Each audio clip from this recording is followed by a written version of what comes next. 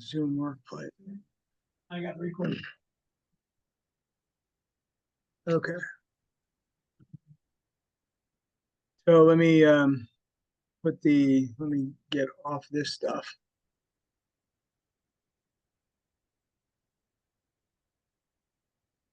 All right. Okay. I'm going to Zoom and share. And I want to share and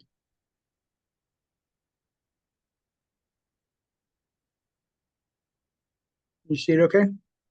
Mm-hmm. I didn't make any changes.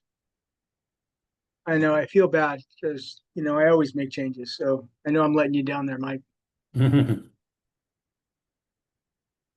I don't want you to feel too comfortable, I always try to keep you on your toes. Hey, Todd, can you send a link? I have somebody's phone number here. They just text me and they found out about it. Can I give you a phone number and can you send them a Zoom link to this particular one? Yes, give me the number. 916-742-8409. Do you know They who it connected is? with me. I think they already have it. I just got the text Oh, while I just was now? in that meeting. Sharish.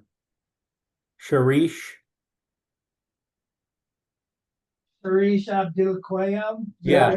She's already signed in. So All right. yeah. Okay. Hi, Okay. this is Joel. Did you get the Zoom link? Okay, perfect. All right, we'll see you shortly. Okay, bye-bye. I called her on accident.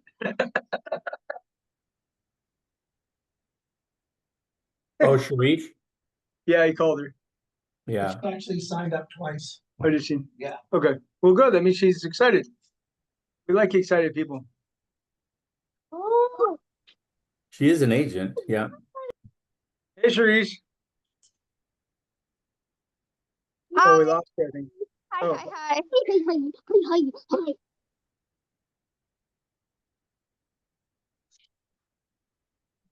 Hi, hi. Hey, Sharice. Yeah, hi. Hi, Okay. Joel. Yeah, I can't see your video, so anyway, we're gonna wait for a couple more people to join and then we'll start. Okay. Okay, And, no worries. and if they don't join, then we'll just start. Okay, no worries.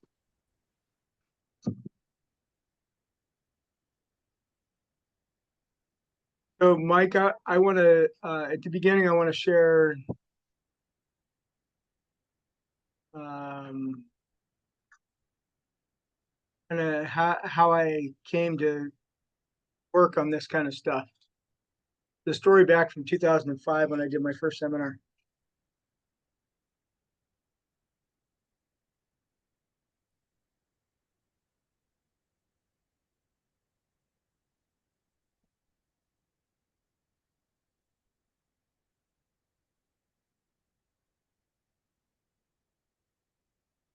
Scissors.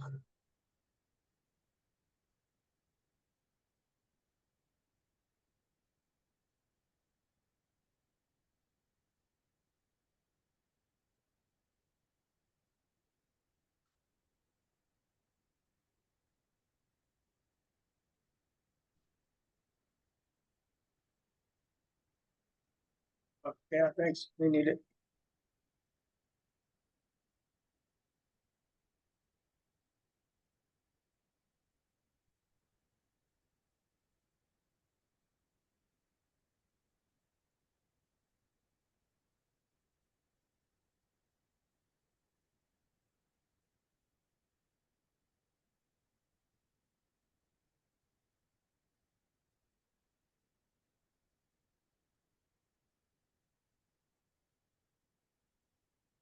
So, Mike, what were you doing today? Market Masters. Oh, Getting yeah. How'd that go? It was good. Valerie from Placer, she was talking about all the new development and subdivisions out in Folsom, El Dorado Hills, Placer County, North Roseville, Natoma, and out by the airport. Yeah, there's thousands and thousands and thousands of houses coming on board in the next 10 years. And I'm not Yeah. tens of thousands. I mean, just one subdivision alone had like 5,000. Wow. Hey, do you do any crazy real estate stories? No, because the whole thing went until about 10 after 11, quarter after 11, and then Oh, you had everybody to had hurry to home. leave. So yeah, so it went really, really late. And so everybody jumped up and I got an appointment, I gotta go. So Yeah, yeah, yeah. Well, you did too. I knew exactly, I had to get out of there.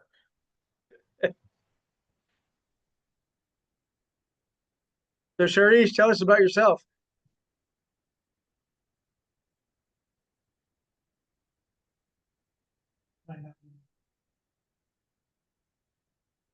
We lose her? Are you talking to me? Yes. Yeah, so I've been licensed for quite some time. It's been like 7, 8 years.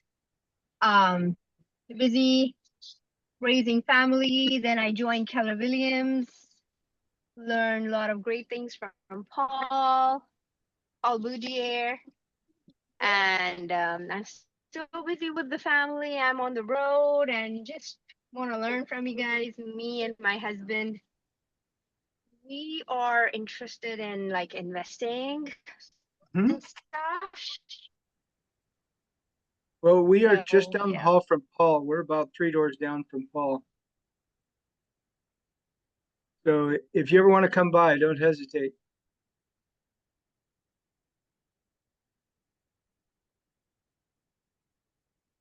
You can now. That's it. Oh, cool. Paul's a great person to learn from. All right, Mike, how much longer should we wait? Like one more minute? Yeah, You know what we can do? 12:05. We can just start. Yeah, just start. Okay.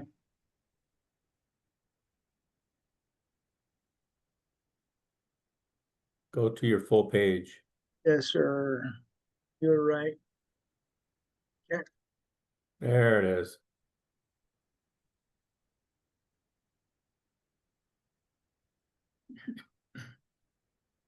Okay. All right. Welcome. Thank you for joining us today for the investor self-assessment. This is something that has been near and dear to my heart for 20 years now. Back in 2005, I did my first ever seminar for real estate investors.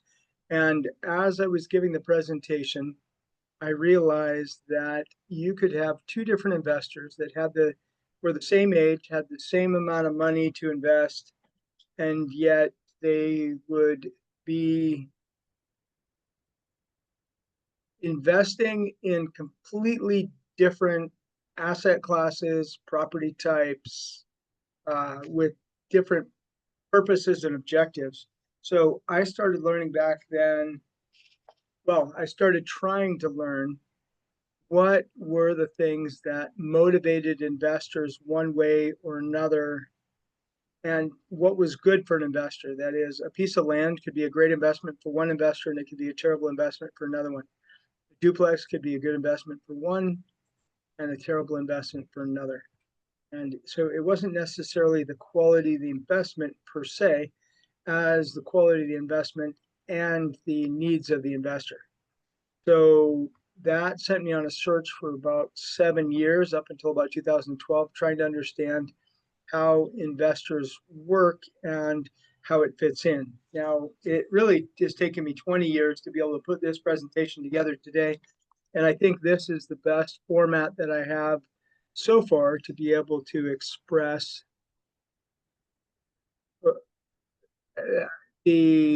this self-examination. That is, this presentation is the best that I've created to be able to help the investor do a self-examination so that they can position themselves for things that will work well for them. Now, that's a long-winded way of saying welcome. At GoBeRight, our objective is to help investors buy great residential investments across the United States, to help them make good decisions, to inform them That's why we teach is we want people to make fewer mistakes that we've made and that are common to real estate investors. Because a lot of those mistakes don't have to be repeated. They can just be ignored. They walk right over them and don't have to do them. So that's why we try and give education. Our focus is with the small investor. It's for residential property, long-term holds.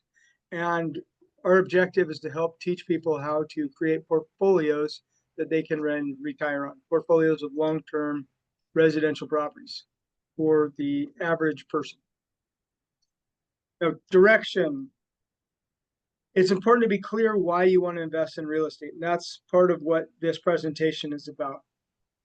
Your capacity to hold, to buy and hold. Some people can buy more.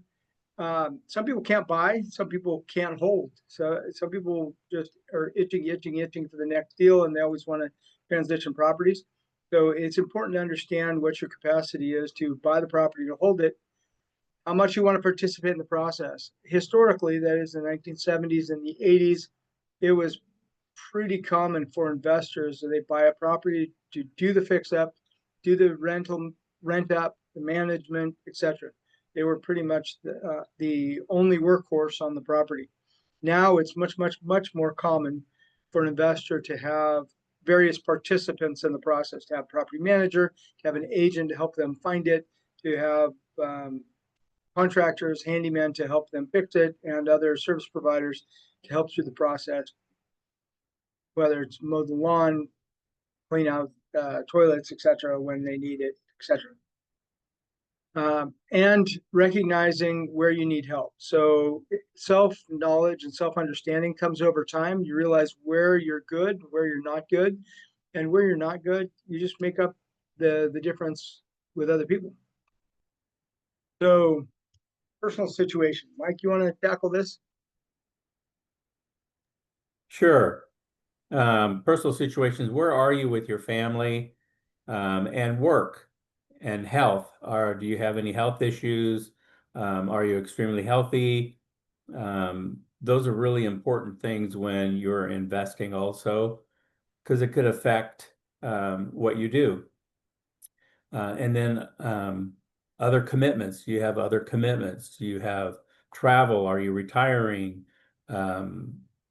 All kinds of things that go on in that other commitment area. But family is really important. Do they support you in everything that you're doing?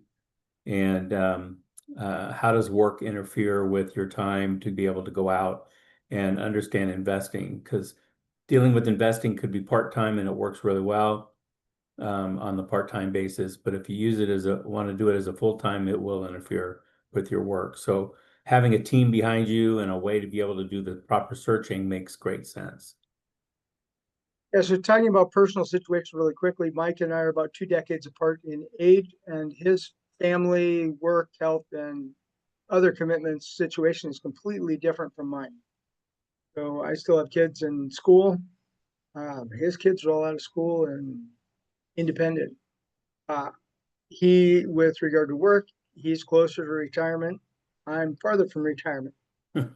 Health, we're both in pretty good shape. But our other commitments, the things that we want to do in life, the things that we're also engaged in, those take different time, different money, etc.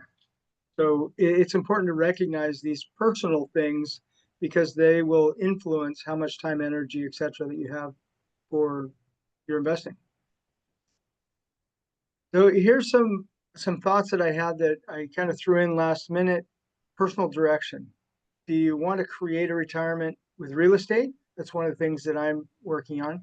Do you want to grow the number of properties? Some people are looking for cash flow. Some people are looking to pay for their kids' college funds. Some people are looking to create a legacy. Some people just want enough money that they can go buy a boat or a second home or something else. So the reasons and the personal direction that each individual has is going to vary by individual. Now, one thing too is you got to understand that having a real estate portfolio is not your only revenue stream when you get ready to retire. It is one of multiple. You could have your Social Security, you could have your pension, you could have a retirement 401k, IRA, those kind of things. So this is just a vehicle, one that makes incredible sense that you can add to your retirement concept. So The self-evaluation is 7 parts: motivation, your objective, your capacity, your means, competence, management skills, and your biases. It's taken me a long time to put all these together. As I mentioned before, this is the most complete collection of them that I have put together, and this is what we'll be talking about today. Let's start with motivation. First, it's clarity. Clarity about what you want, why you want it, what your vision is for the future, what's the purpose of it? Is it just something that comes from inside of you? Is it something that you want to fulfill a desire to fulfill somebody else's desire for family or relatives or otherwise, mom and pop? Sometimes and frequently there is not a lot of clarity, and people go into residential investing without clarity. Now, clarity is very important, but sometimes the clarity is diffused. And what I mean by that is I could have clarity that I want to have real estate be my primary fund of income when I retire, but I may not be very clear on exactly what I want that to be. Usually as you go down the road, as you pursue down a road, you find you get greater clarity as I like these types of properties. I don't like these types of properties. I like this area. I don't like these areas. I like this kind of income. I don't like that kind of income, etc. And a why is incumbent on all that. If you can't think of a reason why, keep looking. There is a reason. So if you want something or you don't want something, that's also clarity, is not wanting something. So what's the why behind not wanting something? Joel, And we also ahead. have clients that one of their purposes of owning real estate is to be able to fund their children's college. So there are strategies for that, and then you could pay for their college, or you could pay and deal with something in the future that's going to be coming up. So that could be a vision or a desire into the future and a why. Yeah. So why? What problems will it solve? Vision, what do you see for yourself out in the future? And the desire, what's driving you from the inside? So here's a couple of reasons. Some of them we talked about: build wealth, cash flow, send kids to college, stop spending money on rent, etc. You fill in the blanks. Next is objectives. So priorities, framework, situation, participation, and lifestyle. Priorities. Is it wealth building or cash flow? So the way I look at priority with regard to the objective within real estate is, are you looking for cash flow? That is, are you looking for a property that brings in income and is paid off so that you're getting the maximum amount of cash flow from that property? Or are you looking to build wealth? One of the big differences between those two strategies, between a priority of building wealth or a priority of having cash flow, and once again, most people will want cash flow at retirement, and when they're younger, they'll want to build wealth. In their working years, they'll want to build wealth, is loans. Loan makes a big difference. If you don't have a loan on the property, you're going to be able to cash flow better. If you do have a loan on the property, you're able to build wealth faster. So that's the key difference and significant difference in between those two. Time frame. Mike's time frame is very different from mine. He's very close to retirement. I'm still a decade to 2 decades away from retirement. My kids are much farther. My kids are in their 20s, and so they're 30, 40 years away from retirement, where I'm 10 to 20 years away from retirement. The situation. Now, something else I want to mention on time frame. Sometimes we have, well, and this goes right in with situation. Sometimes we have other people in our lives who may have to take care of grandkids, or have a family member that is invalid, or a parent that we have to take care of, or someone we have to shepherd through cancer, things like that. life changes, lose jobs, things like that. So those kinds of situations will directly affect our life and how much we can put into investing and how much time and energy and money it's going to extract from our lives. So those things are definitely going to affect. Now, sometimes having real estate allows us to be able to deal with those alternative situations.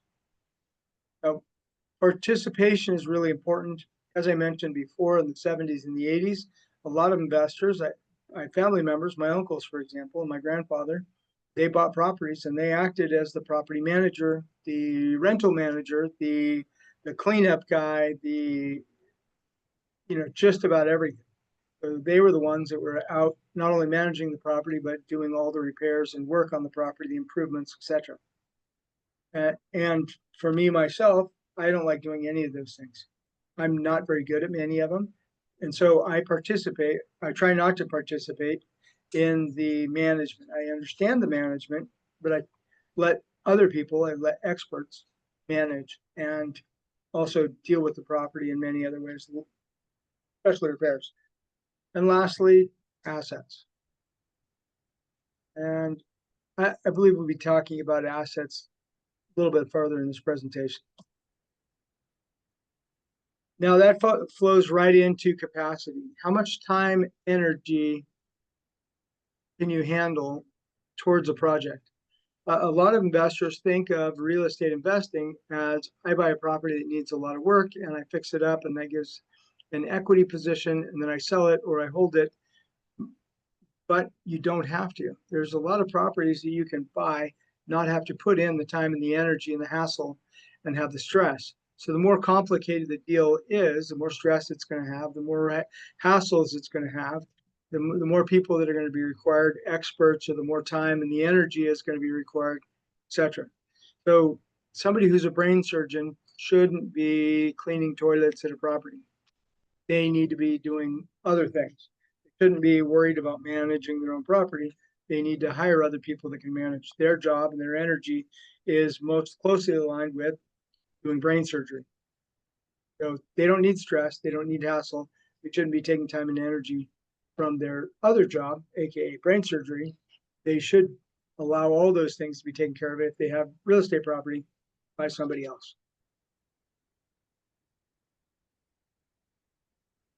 Mike, why don't you talk about the means? This is the ways that somebody's able to buy property and hold property. Well, you could go ahead and pay cash for the property and then you'll have cash flow on that. Not the most recommended way. You can get credit, in other words, put a loan on it.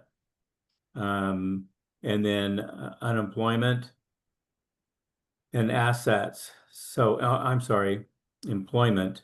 So if you have a high income, and we've had clients that have high income, and we recommend that they don't pay cash for property. They put at least a percentage down and leverage, because then it creates some tax benefits by doing that. Prime example would be if you bought a house for $200,000 and paid cash, and then the cycle shifts and you lose 20%, you literally lost $40,000 right off the top. But if you leverage it correctly and you only put 50% down and the property goes down in value, you didn't lose 40,000, you just lost a small percentage of your down payment. But the recovery is absolutely incredible. So, but here's the other thing. Every month you make a payment, that debt goes down, so you're semi-protecting your equity position. So cash is fine and owning property free and clear, but that's going to be when you're fully retired and you want to utilize the income off of the portfolio to support a lifestyle. So when I first got started, my big question was when I sold some of my properties in 1031 exchange, I sat down and said to myself, if I put $70,000 into this house over here, what do I have to do to protect the 70,000? Didn't matter to me what the value of the house was or what was going on. I was looking at the protection of the down payment or the investment that I put into the asset. once I understood that in my mind, I thought, oh gosh, leverage is the way to support that. And so once I figured out the leverage, I figured in those days, not too long ago, we were able to do 15-year loans. And with a 15-year loan, your debt reduction is pretty radical. It goes down quite a bit every month. So if the property lost value, the debt went down, which offset the potential loss. So what it meant to me is I can weather and ride out a storm. And as we know, in the history of real estate and investing, things go up, things go down. It always recovers. It always comes back. Is it a 10-year comeback? Is it a 5-year comeback? It doesn't matter to me as long as you can withstand and keep holding. So even though the market may go down, it also levels off, but the debt still keeps going down. So at some point in time, even with the down cycle, you could still protect that down payment or that initial investment that you put into the property. Once I figured that out, it just made some incredible sense to me. So, Now, other assets could be stocks or bonds. right. They could be other things that you can turn into cash to purchase, or could be other property that a lender could leverage to be able to buy, to allow you to get a loan to be able to buy a property. Right.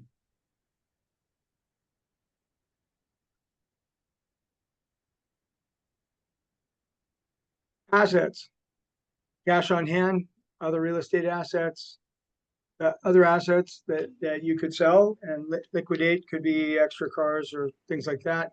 Another important thing is job stability. If you don't have job stability, that can be very detrimental to real estate, because real estate is another business and it fluctuates.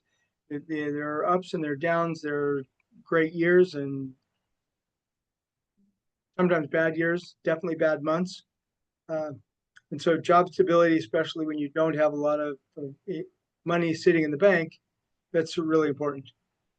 Cash flow from your job, credit, so you can get a loan. Competence. Next is competence. Your knowledge, your skills, your experience with the situation, and being able to manage others. So knowledge. Do you know what you need to know to be able to do whatever it is you want to do? Skills. Are you able to do it? Experience with the situation. Have you done it before? And managing others. Do you work well with others to be able to get the right things done? Now, this is all important. And it varies depending upon what type of investment you're doing. The more complicated the investment, the more you need knowledge, skills, and experience with the situation, and being able to manage others. Some people have a lot of knowledge and a lot of skills, but they can't manage others. I've had clients like that, where they had trouble coordinating other people to do just even a few small jobs, but they could go in and do almost everything themselves. And sometimes that doesn't fit with the amount of time and energy that they have or the amount of money that they have.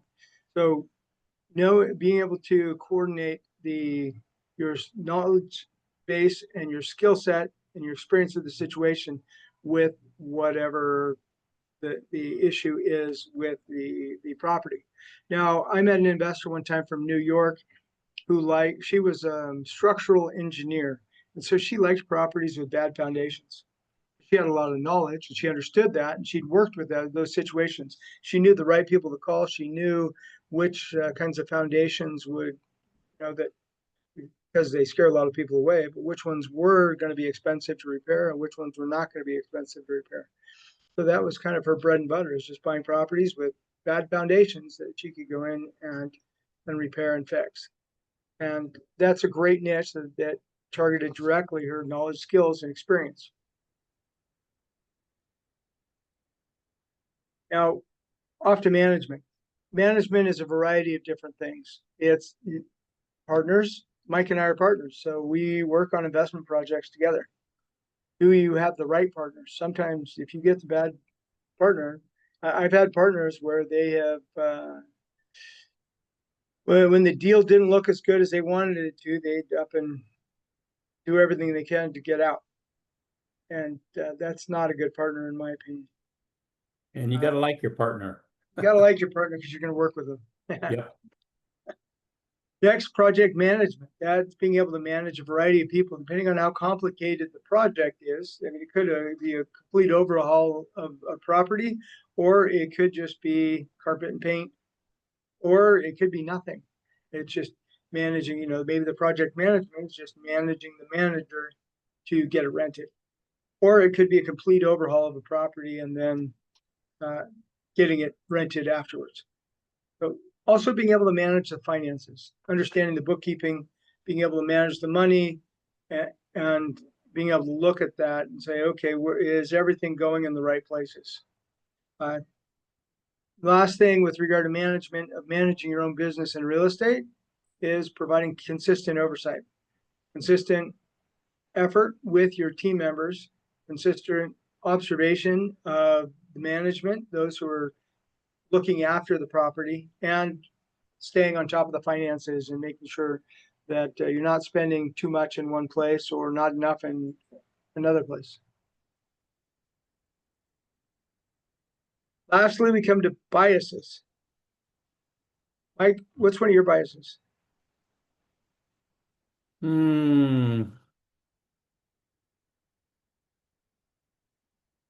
don't know. What seems to be most common is comfort level. You have to be comfortable with investing. So, Joel, I think you did the same thing. For me, when I did my very, very first investment, I was petrified. I was scared. I was worried. So my thought was, I'm going to go to my best friend and I'm going to share the fear. So I went to my best friend and I said, hey, we're going to buy a rental together. And he goes, we are. And I said, yep, I need this much money and I'm going to put in this much money and this is how we're going to do it. So we did it together and it worked out perfectly fine. It's always doing your first investing that makes you a little nervous. I always compare it to bungee jumping and getting married for the first time. You just don't know what it's going to be like until you actually do it. Or jumping out of an airplane with a tether. It's always the very first time that you will never, ever experience it again in your lifetime, because the first time is only the first time. Once you do it again, you pretty much know what to expect to a certain degree. Well, actually, when I invested, I did it myself. But I had partners. They're the ones that helped me get into it. And then I had partners for the next 15 years. So it's okay to have partners, other people that you can rely on, other people that you can gain information from, other people do things that don't work for, that you don't do well. One of my biases is I tend to want to do everything myself, not like management. It's like I want to understand everything, and I feel like I have to understand everything before I can jump in on something. And so I'll do a lot of research up front. Another one is I tend to be early. I tend to be willing to fire before other people are willing to fire. That's my problem. I tend to fire before I sometimes check things out because it just felt good and do it. So did that backfire a couple times? It probably did, but overall, it was one of the best decisions immediately. So yeah, like number 3 there, ready, fire, aim. That I'm pretty good at that. But some people, their strategy is ready, aim, aim, aim, aim, aim, aim, aim, aim, aim, aim, aim, aim, aim. They never fire. So then they never get into real estate. They never buy anything. I've seen other where other people are always trying to get, they're always trying to nickel and dime whoever else is working with them. They're always trying to get a better deal. And that sometimes puts them out of a lot of deals. I remember an investor back in, I think it was 2008, 2009, and they left a property for a $350 repair. They backed out of a property. And I talked to them later in like 2017, and the property that they would have bought would have appreciated about $150,000 over that time. And they were just telling me they were regretting not having bought that property because they were trying to just add on another layer of benefit for them. One of the philosophies or sayings that Joel and I say is, don't wait to buy real estate and wait, because Yeah. that's where you can build wealth and that's where it pays off. And it doesn't matter what the cycle that we're in. I have tons of people. I had 5 property or buyers cancel their sales during COVID. And I kept telling them, this is just a short-term thing. If you do this, you will not be able to buy a house. You're going to be priced out. 4 months later, that's exactly what happened. And then they called me back and said, no, you're done. Your loan guidelines and the maximum that you can buy is entirely different. And the house that we were looking at is not available today. So you're going to buy a lesser home. To this day, they never bought. So just pay attention and have a little bit of faith and dive in. Yeah. And if you need to, get a partner. Yes.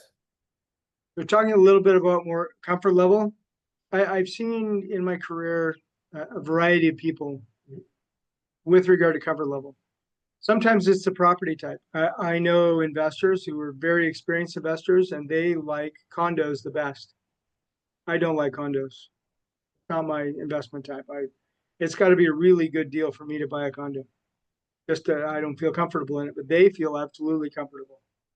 And then the condition of the repair. Some people like already finished, don't have to do anything. Some people like, hey, I love it when it's a dog and I have to go in and repair and replace everything. Completely different. Some people like really nice areas. Some people like really run down areas. Some people like stuff in the middle. Some people don't mind busy streets. Some people don't like busy streets. Some people don't mind being on the train tracks. Some people don't like being on the train tracks. There's a lot with regard to that. Also, one thing that I highly recommend that a lot of people don't talk about is with regard to cash flow. Whether or not there's cash flow, you always need reserves. You always need reserves. That was one thing that really put a crimp on my investing career for several years is I didn't have some reserves. And back in 2009, 10, 11, I lost some property that I had bought with a partner out of state because I didn't have enough reserves to be able to keep them regularly, to keep for all the expenses, because all the expenses doubled, tripled, the tenants stopped paying, the loans came due, and we didn't have enough reserves to be able to cover everything, to keep everything afloat. So we got beyond ourselves with not enough reserves. That's super important. So whether or not people feel comfortable having reserves, like some people don't have reserves, they feel just okay. I'd recommend it to weather the next storm, which there will be a next storm. We're in a storm right now. To weather the next storm, always have reserves. Not to scare you guys, but the one thing that's really, really important for Joel and I, and the way we like to invest, we're not super risk takers. We just like very conservative. We've both been burned. Yes. And the reserve thing is very important. If you have a lot of properties that require a lot of repair, a lot of vacancies over and over again, those are not properties that we're recommending to invest in. We like very stable properties that tenants stay for long periods of time, and you can weather any storm. So it's all about how you position and design your portfolio and the type of investing or properties that you invest in. That's where Joel and I come from. Yep. Because we've already made all the mistakes. You want to call us and talk to us for a couple hours, we'll talk your ear off about all the stuff that we've gone through our careers. That's what we're trying to avoid. Yeah, we do this so that other people don't have to make the same mistakes that we did. Right. So here's some priorities with regard to the investment. What's the investment type? What type of property is it? Is it a single family home? Is it a duplex, fourplex, commercial building? Is it land? Is it a condo? Is it a townhouse? What type of investment is it? What's the price range? Is it $100,000? Is it $1 million? You can find all kinds of things. You range a little farther afield than your hometown throughout the United States. You can find $100,000 properties and you can find $1 million properties. What's the quality of the neighborhood? Generally, we categorize those as A, B, C, and D. And a D is don't buy there. Not because it's a bad area. There's lots of good people that live in those areas, but not uncommonly in the rougher areas and the ones that have a little more burrs and hiccups, then you end up losing tenants, or tenants can't pay, or tenants have problems. They lose their job and they don't have a lot of extra money to pay their rent. So things happen in those more distressed neighborhoods. What about the condition of the property? Is there a few repairs? Is there a lot of deferred maintenance? Is it going to need a new roof soon? These are all considerations when you're buying a property to look at. Tenant quality. Now that goes a lot, I believe, with the neighborhood. However, I have seen where there are Class A properties in Class A neighborhoods with Class D tenants. Tenants that get in, I know of one particular case that was a family member that they ended up renting to an attorney and carrying back some of the loan. And this didn't turn out well for him. The attorney knew all the loopholes, all the ways to do everything. They bought the property from them, so it wasn't rented, but because they had not paid cash, the seller financed this to some extent. They ended up being on the hook and not getting paid for years, and it cost them tens of thousands of dollars before they could finally get this person out. And then the investment complexity. That would definitely be a more complex investment, where you're seller financing to an investor who is purchasing on terms. Another complex investment, something that you have to turn a piece of land into a house or a duplex or a fourplex. Another complex investment, you're adding an ADU to a property. If you're not prepared for that kind of complexity, don't do it. Like, work your way into it. I know that a few years ago, I was talking to investors from the Bay Area, and a lot of the flippers, they weren't just buying a property and fixing it up. Almost all of them that I talked to, and all the people that they knew, were buying a property that was maybe 1,000 or 1,200 square feet, and then they were adding 600 to 1,000 more square feet on it, another bedroom, bathroom, maybe a full other living area, improving the kitchen, etc. So they were doing a full remodel and an addition onto the property, and that was what was giving them the money, just because the margins were too narrow. So that was what was making the property enough so that they could sell the property at an increase. So be careful of the complexity, because that'll get you into a lot of trouble as well. So looking at yourself personally, what type of property do you want? Do you have the capacity to buy a hold? How much do you want to participate in the process? And where do you need help? One other thing that I need to mention is there are 4 things in investing or in owning a property that you are very important, and 3 things you can control, 1 thing you cannot. The first thing that you can control is the property itself. You can buy it, you can rent it, you could fix it, you can add on to it, you can improve it. And that's 1 thing that you can control. The other thing that you can control is the tenant. You can raise the rent, put a good tenant in there, you can kick them out, whatever the situation is. So now you have control of the tenant. And the third thing that you can control is the debt, the financing. You can refinance it, lower the interest rate, shorten the term, long the term, pull cash, whatever you want to do. So that's on the financing side. The 4th thing that you cannot control is the value. It goes up, it goes down. That's just the market. You can't control appreciation or devaluation. But Yeah, you it's can completely prepare out of for your it. hands. Yeah, but you can prepare for it. That's the key. Yeah. Thank you, Mike. Are there any questions?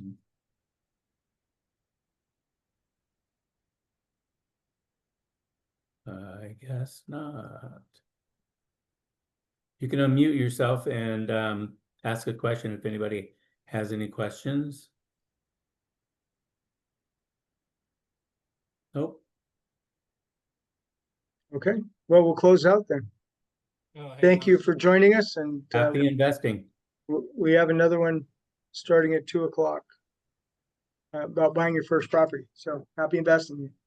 So this will be the same link for the 2 o'clock class? No, No, it's a different link. Can you send me that link? Sure. Can you email me? My email? Yes. Yeah, send the email to Todd, TODD, at gobiwright.com. GOBBIWRIGHT. Okay. Okay. and for anybody else, if you don't have the link for this, for the 2 o'clock, TODD? G. Yep. Yes. GOBI? No, 2 B's. GOBBI. See my name there? Oh, okay, okay, On okay. the screen? TOBBI. Okay. And then write my last name. So Mike's last name, my last name. Todd, TODD, at gobiwright.com. Okay, sorry, there's a background noise. Isn't that on the flyer? Or it's different? Can you I just don't type know. it? I think that would be easy for me. Yeah, let's see. Where can we type it? On the chat? There's our chat. Let me, Yeah, okay, It's let at me the type so you can see. it's at the bottom. Yeah, I see it.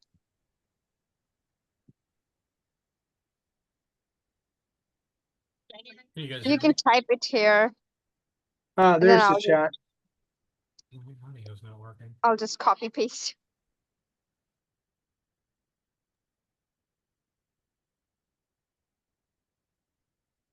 Yep. Hey, guys. Hey, I'm wondering, yeah, Joel, you mentioned something about the investors that were buying flips and they are doing additions. mhm.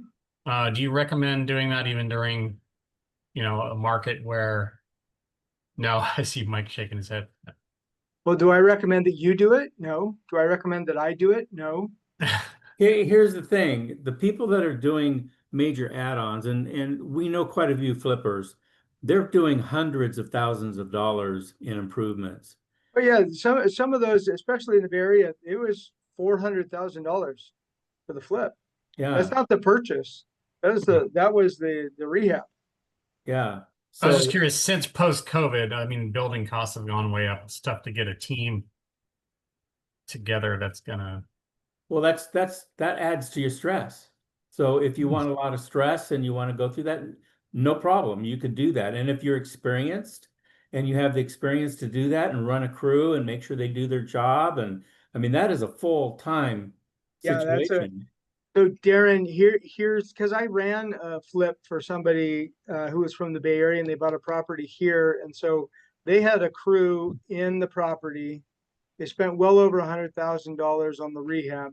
They had 4 people basically living in the property Monday to Friday, and I was just going in and out and Home Depot and just making sure that everything was getting done right. And it took us 3 months. Darren, I mean, I also, was exhausted and I was just helping. yeah, just to let you know, I do bank foreclosures and I'm an REO agent. I've been doing it for 45 years. In the 08 and in the 90s, we actually rehabbed the properties for the banks. So I've rehabbed hundreds of properties for somebody else, not for me. And I'll tell you, you had to hire people to do and monitor. You had to hire the contractors to interview them, make sure they had the right documentation and liability coverage, and go through that whole process. And then if they didn't do the work right, you had to bring them back and get it done. At the same time, I had the owner of the property, which was a bank, on my tail to get the work done because they gave us a timetable to get it done. It's just a tremendous amount of work. So our philosophy is, So my question for you, and it's Yeah. not for you, I mean, this is rhetorical, but if you're thinking of doing it, are you a contractor? Have you built a house? I mean, that's the kind of person that looks at that and goes, oh, I can do that. It is the person who's gone in, they built a house or they put an addition or they've done an ADU already. My brother just built an ADU on the back of his property, started a couple of years ago. And he thought it would take 3 to 6 months and he'd be done. I think it was a year later. And, you know, he was not employed at the time, so that became his part/full-time job, is just managing the ADU, 500 square feet. Did that happen in the state of California? Yeah, This is Sacramento. That was yeah, here in Sacramento. That If it were sounds like somewhere a else, it would be delay. much easier. Sounds like a delay by what the right time length of a delay in the state of California. You're trying Yeah, permitting and all those things done. yeah. Yeah, and he got mad at me because I kept recommending to him that he not do it. I said, you don't want to do this. He was, can't you support me? I'm like, I am supporting you. You don't want to do this. He kind of regrets doing it, I guess. No, he's glad he did it. But you know, if you want the education, it's a great thing to get. But Mhm. if you're looking at it to, you know, for an economical use of time and capital, it's not. And stress and hassle, no, it's not economically stressless and hassleless. And Huge you, amount and of you jump stress. into doing things that you can get prepared for. I mean, Joel and I are doing a lot of different things outside of this. I mean, we're building houses, we're doing things, but we know what we're doing and we've got it streamlined and we've got it figured out. Well, And and Mike, we've done a lot of things before. So like I've Exactly. managed property. I know enough Exactly. now that I'm fortunate enough I don't have to manage any of my property. Right. I don't manage any of mine. I don't even pay the bills on it because it's all auto pay. Right. And well, Management takes care they're of not here in everything. Sacramento either. No, and they're all, everything I own is out on investment is outside of California. And I have houses that I own that I've never seen to this day, and I've owned them since 2008. So is it important to be hands-on and get into the house and figure it? No, it isn't. It's just an investment. And if you set it up correctly, that's what Joel and I do. We try to make things as less complicated as possible because there is a level of complication to any kind of investing, whether it's stocks, whether it's gold, no matter what it is, there is a level. So And that's exactly why we did this presentation, is because I've seen lots of times where investors get in way over their head into an investment and it ends up costing them tens or hundreds of thousands of dollars just because they didn't know a little bit of information. You know, I think of one guy that bought, he talked to me right at 2004, and he wanted to buy investment property. He was a nurse and had money that was burned a hole through his sock. And I said, don't buy anything. Nothing makes sense right now. And I found him again in like, I met him again at a lender's place. And I think it was like 2008 or 2009. In 2006, a year after I told him not to buy anything, some other agent told him the market was still going up and he was just going to make oodles of money. So he bought in really nice areas. He bought 3 duplexes and they were costing him about $60,000 a year, I think, to have those duplexes. And he was headed towards bankruptcy, or definitely foreclosure, but he was well on his way towards bankruptcy because, you know, he followed somebody else's advice that had no clue what they were talking about. You know, they thought the market was still going to go up. In 2006, the market already started coming down in 2005. Well, 2005 is when I hadn't met you yet, Joel, but we were another partner of mine. We were doing out-of-state purchasing because it didn't make sense in California again. And all those properties have done extremely well because we're buying at different price points. We had good favorable interest rates. And some of those clients still own to those properties today, and they've just gone up incredibly high in value. Yeah, Mike, I would love to have owned those properties back then. Yeah. So there's really no bad time to purchase. It's just the bad time is if you don't purchase. It's just Well, and a little clarification, there are definitely but there are they're markets in bad places to invest. bad places, yes. Well, like in 2005, 2006, Sacramento was not a good place to invest. It took us until 2020 to reach back up. But like some of the places where you were in Oklahoma, in North Carolina, etc., I see. those almost didn't even see a downturn. Right. So those were Yeah. great places to invest, Exactly. even when it was a terrible place to invest in Sacramento. And be careful of some of these companies that promote, hey, come over and we'll sell you a house for 80,000. You're going to get this, but they're all in Detroit, or they're in markets that you don't ever want to be in. I mean, Yeah. they show all these wonderful numbers, but they fail to tell you on the backside that your tenants aren't going to stay very long. They're going to trash it out. And one Oh, thing, tell him the experience of your client with the fourplex. oh, So let me start with a prelude. So back in 2007, the market's still going up in most places, not in Sacramento. And these guys come through and they're like, oh, invest on the border of Texas with Mexico. We've got all these fourplexes. We're doing a ton of them. You should invest. I went, it doesn't smell right to me. So now you tell them what happened to your client, because they did yeah. not And in the border of Texas, but they bought yeah, somewhere else. and Same concept. we sold them some properties, single family in Oklahoma, and North Carolina, around Raleigh and stuff. But then they came across this opportunity in Texas, outside of not Boy, I'm sorry, it was in Mississippi. It was in Mississippi that they purchased right where they're doing all the casinos. And there was this builder that was building hundreds of fourplexes.